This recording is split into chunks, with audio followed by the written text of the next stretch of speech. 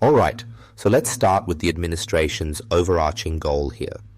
This executive order is really about tackling two major economic challenges, trade deficits and the national debt. By adjusting tariffs and cutting federal budgets, they're aiming to essentially shield domestic industries while streamlining government spending. Yeah, shield them is right. We're talking about steel, aluminum, electronics, all vulnerable to foreign competition without these tariffs. Exactly. The idea is that by increasing tariffs on key imports like those, they can promote local manufacturing. And honestly, it's a pretty bold move. There's an inherent strategy here. Strategy? It's just common sense. You can't let offshore competition undercut your anchors, you know? You shore up your base, protect what's yours. Period. That's one way to look at it. Still, the long-term benefit they're aiming for is to not just protect those industries, but to make them more competitive here at home. And with the budget cuts, the administration's reallocating savings to critical sectors, defense, infrastructure, healthcare. Healthcare? Huh. More like keeping the lights on where it counts. Military spending. You can't have national security without proper dollars in defense. Sure, defense is a major component, but they're trying to balance it across priorities. Infrastructure, for example, has been under-resourced for decades. If those funds go into rebuilding roads, bridges, even broadband, it could have a substantial ripple effect on the economy. Yeah, infrastructure. But I'll say this, cutting budgets is never a crowd pleaser. You let go of workforce and federal agencies, you're bound to see public backlash. Doesn't mean it ain't gotta be done. True, there's always trade-offs. They're also targeting discretionary funding, not critical programs. Still, you're right, it's going to affect real people. And on the flip side, those tariff adjustments could end up raising consumer prices for, well, everyone. Right, but that's a small price to pay for economic independence. It's like a deployment. You gotta take the hit now to secure the mission later. No way around it. And that's the gamble, isn't it? Balancing short-term pain for long-term gain. The bigger question is whether the strategy will hold up under international scrutiny, especially if trade partners retaliate with their own tariffs. It's risky. And that's where the potential payoff comes into play, job creation. Sectors like manufacturing and agriculture could see a surge here.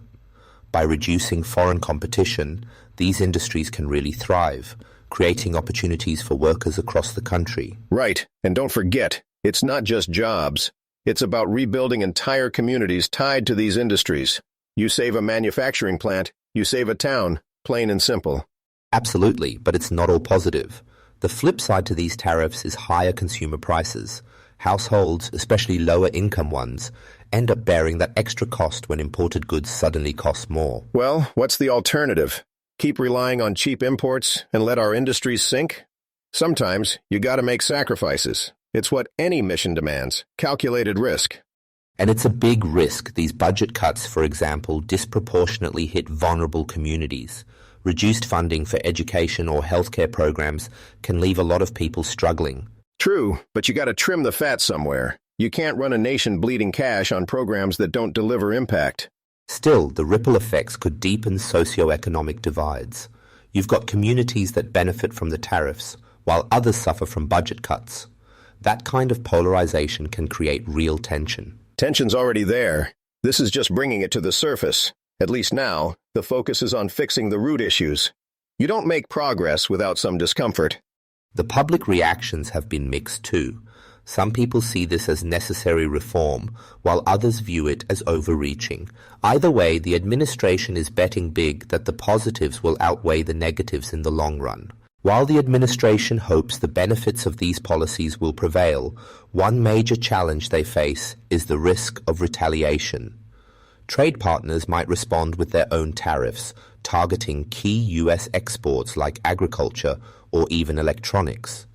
It could ignite a trade war, and that's not just an economic issue, it's political too. Right, but backlash is part of the game. You push, they push back. The administration's strategy here has got to be firm footing, show strength, make it clear we're not backing down. Sure, but you can't underestimate the ripple effects. Retaliatory tariffs don't just hurt industries, they impact the workers and their families.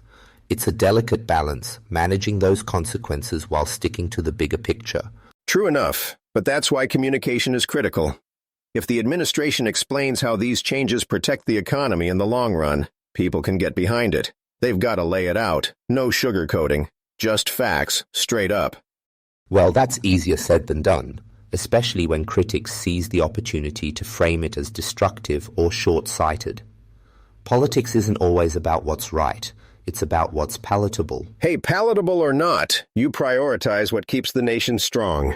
Like defense. You pump dollars into defense spending, and it doesn't just bolster security, it fuels industries. That's jobs in tech, manufacturing, logistics. True, defense spending does have a multiplier effect on the economy, but when you prioritize one area, others can end up neglected. We've already seen reductions in R or environmental programs, both of which could have long-term implications. Yeah, but if you don't secure the foundation first, what's the point? National security is non-negotiable. Everything else comes after you've got that locked down. It's a compelling argument, but it's also a gamble. Prioritization always comes at a cost, and the administration is betting on immediate protectionism yielding long-term gains. Whether that plays out or not, well, only time will tell. Time. Yeah. And leadership. Guts to make the hard calls. At the end of the day, these moves aren't about keeping everyone comfortable. They're about survival, growth, making sure the U.S. economy doesn't just hang on, but dominates. And that's what it all comes down to, right? Balancing ambition with pragmatism. The path the administration's chosen is bold, no doubt, but bold paths are rarely smooth ones. Which means it's one hell of a ride ahead.